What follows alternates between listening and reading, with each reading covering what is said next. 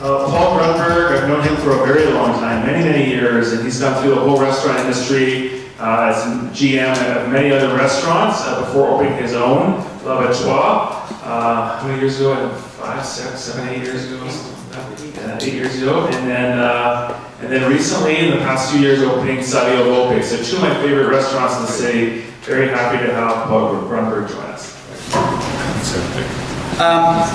Thanks for being here. It was a really nice opportunity to catch up with some speakers at the beginning of the night and reconnect with my industry fellows, especially this guy here, big fan. I think you're coming up next, right? Last. Oh, good. I'm safe. I'm safe.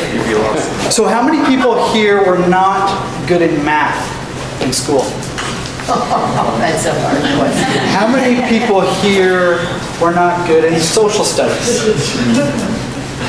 People like social studies? How many people just didn't show up for school? Okay, good.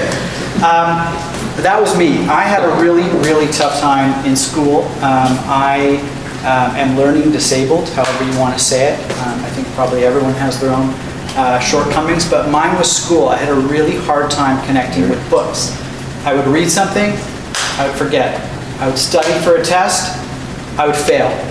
I would show up, I'd try my hardest. You know, my parents were very supportive. They would get me a tutor. I'd study. I'd ace the test at home, my mom helping me. I'd show up to school the next day, I'd get a C. I'd come home, I'd write an English paper on whatever kids write English papers on, and I'd get a D. No matter what I did, I couldn't succeed in school. I had a really tough time as far as self-esteem went. I thought I was stupid.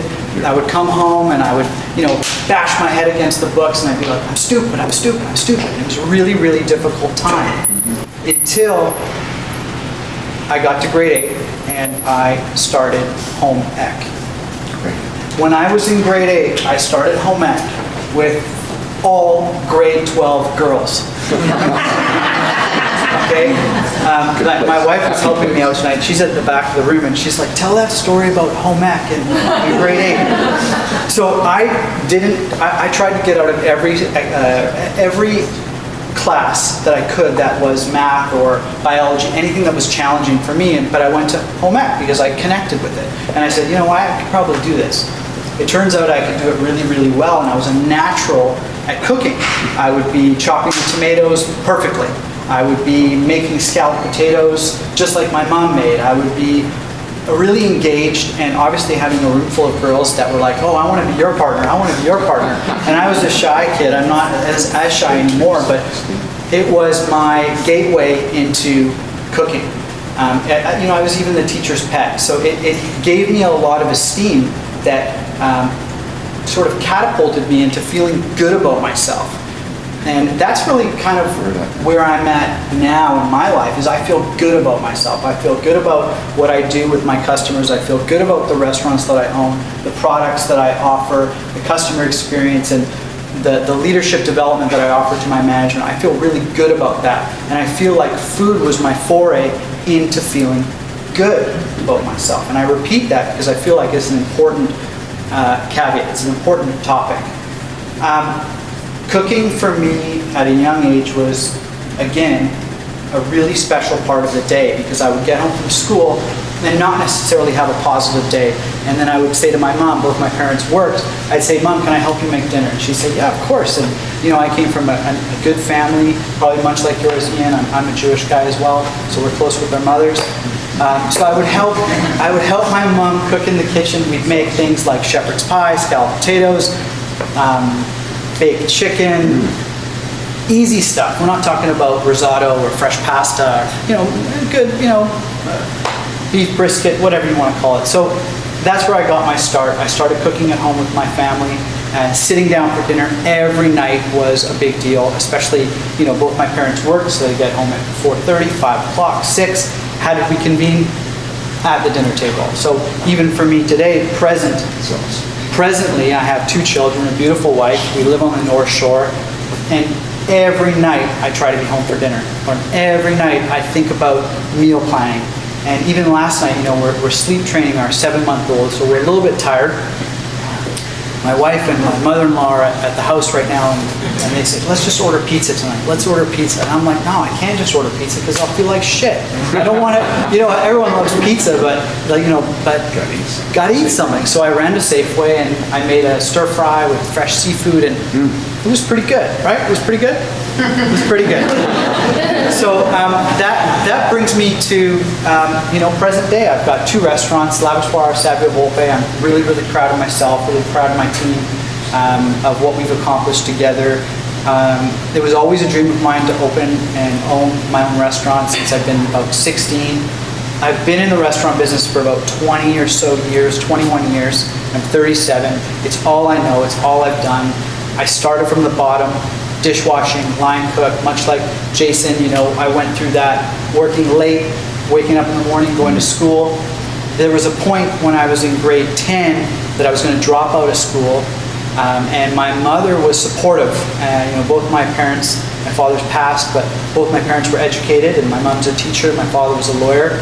My dad, not so cool with that aspect of me dropping out of school, but also very supportive because he saw how great I was doing. But I didn't drop out of school. I finished high school. I got a job at Earl's Restaurant, where probably, I'd say half of the room has probably worked at some point. We've all been there.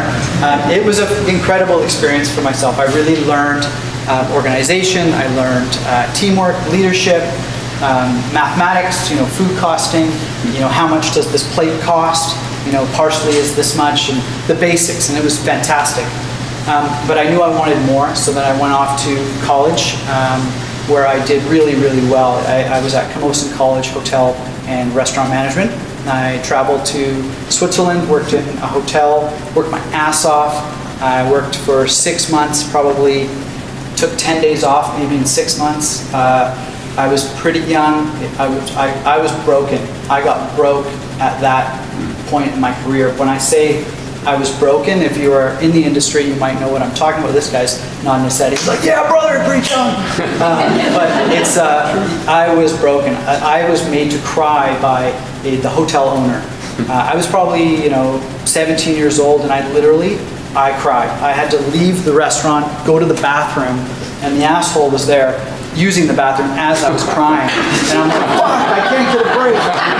And that was tough, I was, 17 years old, and you think you're a man at 17, you are not, So that was a very big turning point for me in my career, and I learned the value of hard work, determination, much like my friend Ian here was describing. I came back, finished school, went to Whistler, did a co-op there. That was cool. Lots of snowboarding. Then I came back and I worked, and that's what I've been doing ever since. I met my first business partner at Market by Jean-Georges, Lee Cooper. Probably the most talented guy you'll ever have the opportunity to eat from. The guy is bonkers talented in terms of what he can produce on the plate. And we connected, opened up L'Abattoir. It was very difficult in the beginning. We had no money, so there were times when I'd call my dad, I'm 28 years old, and I'm calling my dad and I said, Dad, is it bad to transfer money from your Visa into your checking account? He's like, what the fuck? He's like, what? He's like, how bad a shape are you in? And I was like, well, I think we're gonna be busy tonight. And in my first 2 years of a year at L'Abattoir, I bounced one check, and that was to the florist, and she was forgiving. We rolled, very naive, as first-time entrepreneurs are, but we did really, really well. We came out of that sort of mist, and business is good. We've got a great team, and very pleased. Went on to open Savio Volpe, which is another passion project of mine, where I'm less, and I hope some of you have been. Love it. Thank you. And it's a very cool project because I got to really build it from the ground up. Myself and Craig Stangetta, another very talented industry friend of mine, is also my business partner. And I'm not there on the floor every night because that's not what I want to do anymore. What I want is to be with my family. That is who is most important to me. I want to be at the dinner table. I want to be putting my sons to bed. I want to be waking up with them. I want to be in the mountains with my dog. And that's the life direction that I'm going. And I know that's what I want. And I've been very, and I don't want to say lucky, because I don't really believe in luck, but I feel I've been lucky to be where I am today, but I've earned it. And Craig and I, and you know Craig, we have this saying, you got to earn the right. You got to earn the right to sit at the big boy table, and I've earned the right to have the lifestyle that I have because I've sacrificed so much. I just got a life about 3 years ago.